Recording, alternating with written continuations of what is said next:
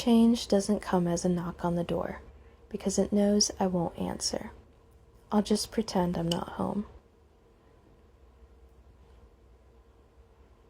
Change doesn't come as a letter slipping through the mail slot, because it knows I'll collect the envelopes neatly and set them next to the coupons on the table to be forgotten.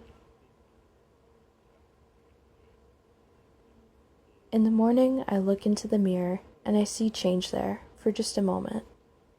It says, "You chose this. You asked for this." I smile. I say, "Thank you for reminding me, but I know that." Change comes like a bird crashing into the window.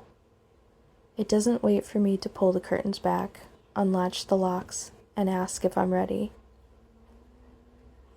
A loud smack, a crunching of small, fragile bones, and it's here.